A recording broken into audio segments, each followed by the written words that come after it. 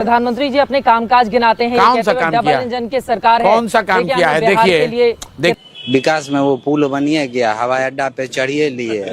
फिर मोदी जी आएंगे, हालांकि हम बीजेपी समर्थित हैं, लेकिन बेगूसराय की बात में हम बेगूसराय वालों के साथ में हैं। हवाई अड्डा बनिए गया, चप्पल वाला चढ़ लेगा हवाई जहाज पे, कोई दिक्कत नहीं है। पुल पे यहाँ सामो का कूड़ा वाला सब चल लेगा, उसमें भी कोई दिक्कत नहीं है। सब कहाँ हवाई अड्डा बना है? सर बन गया सर, आप नहीं दिखा, आप हमारा वाला चश्मा पहन लीजिए, बीजेपी वाला चश्मा आपको नजर आ जाएगा। पहनिएगा, दिखाते हैं। बीजेपी वाला चश्मा पहनना हाँ, अलग चश्मा है। कैसा होता है बीजेपी वाला? बेहतरीन चश्मा होता है सर। क्या खासियत है चश्मा में, बताइए। वो चश्मा में सिर्फ मोदी जी नजर आते हैं, बाकी कोई नहीं नजर आता। हमारे पास में है, पहनेंगे तो सबको शकल हमको मोदी जी के तरह दिखेगा।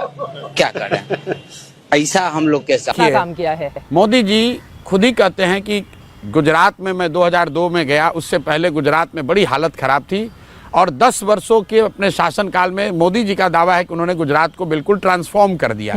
इसका मतलब यह है कि किसी राज्य को सुधारने के लिए 10 साल मोदी जी के शब्दों में ही बहुत लंबा समय है। बिहार में मोदी जी और नीतीश की सरकार 20 वर्ष से है। 2005 में जब मोदी और नीतीश की सरकार बनी, भाजपा नीतीश की सरकार बनी, तो बिहार देश का सबसे गरीब, सबसे पिछड़ा, सबसे निरक्षर, सबसे ज्यादा बेरोजगारी पलायन वाला राज्य था।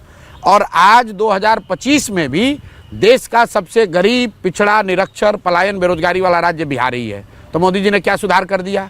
और इसीलिए मैं बिहार के लोगों को बता रहा हूं कि अगर मोदी जी 10 वर्ष में गुजरात सुधारने का दावा करते हैं, तो भाई तुम 20 वर्ष में बिहार के लिए कुछ क्यों नहीं कर पाए? 2 महीनों के बाद चुनाव का ऐलान हो जाएगा बिहार के लिए, क्या है तैयारी जनसुराज की? पूरे देश के लोगों के लिए अप्रत्याशित नतीजे बिहार से हम लोग भेजेंगे। लोग देखेंगे नवंबर में कि बिहार में कितनी बड़ी राजनीतिक परिवर्तन की शुरुआत हो रही है।